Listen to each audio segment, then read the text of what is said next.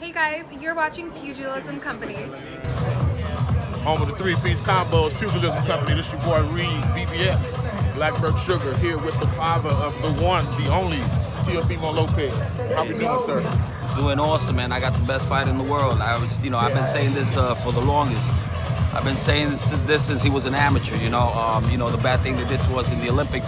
It comes to show, nobody knew he was on the radar because of all the politics in the Olympics. And I had told Bob Arum when we signed, you just signed the best fighter in the world. And I mean, we've been proving it. He won every award in 2018. He won Prospect of the Year in Yahoo Sports, Prospect of the Year, Sports Illustrated, ESPN.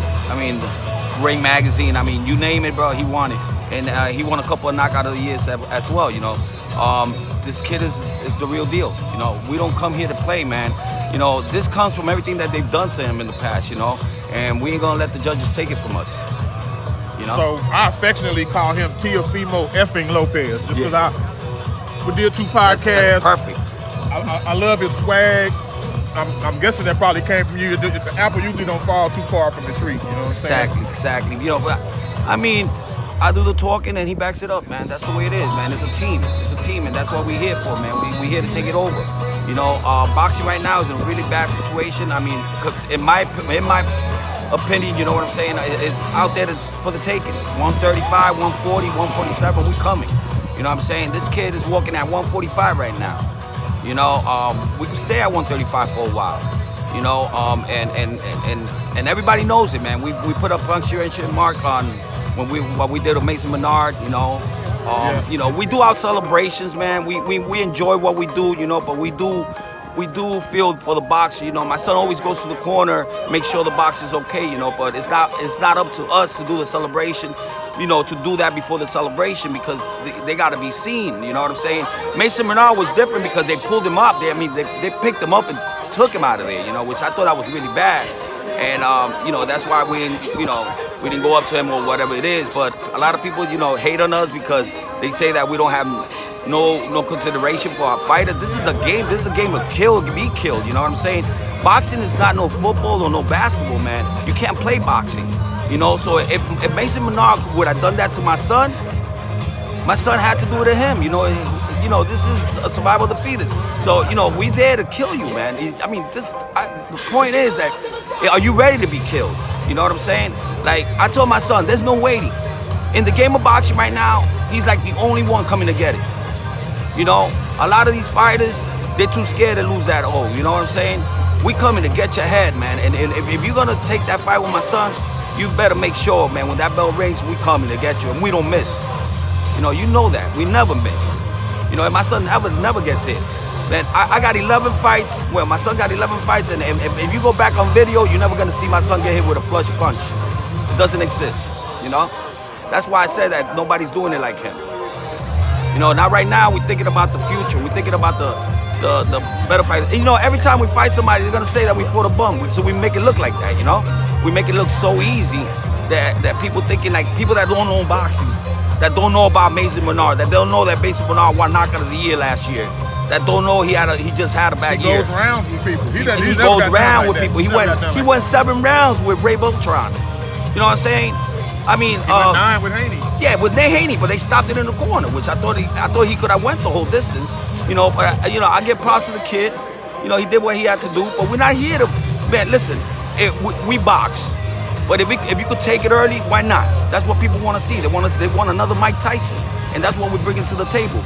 But we have a Mike Tyson or a Floyd Mayweather combination, and that's what I taught my son from the beginning.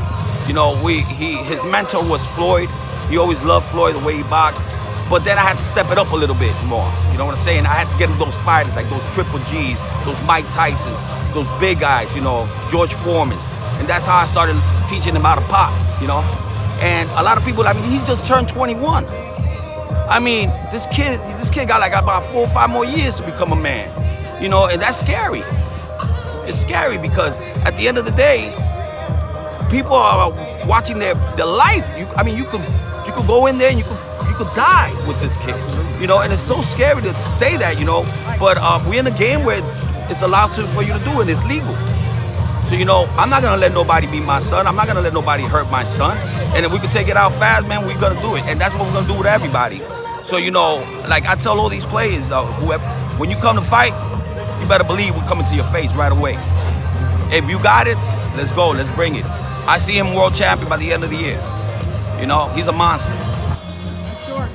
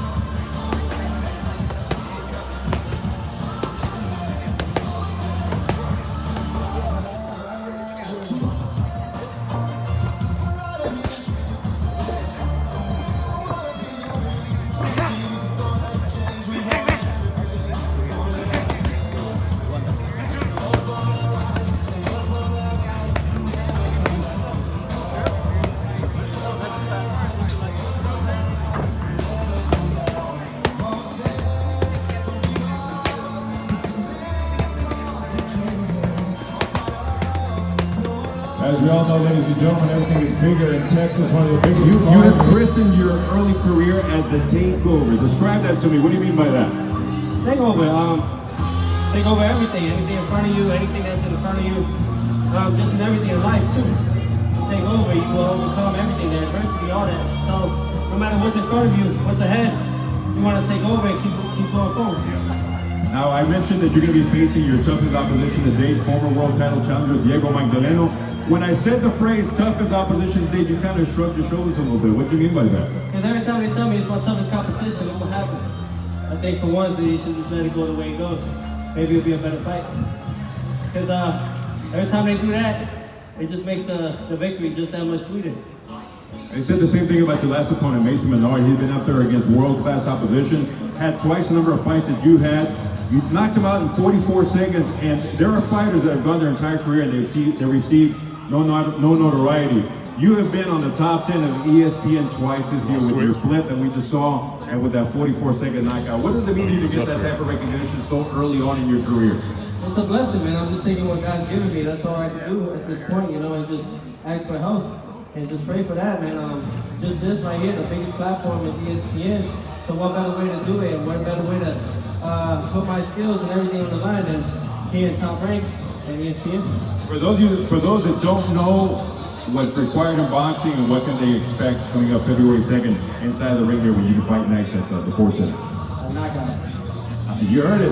A knockout, ladies and gentlemen. Undefeated Teofimo Lopez.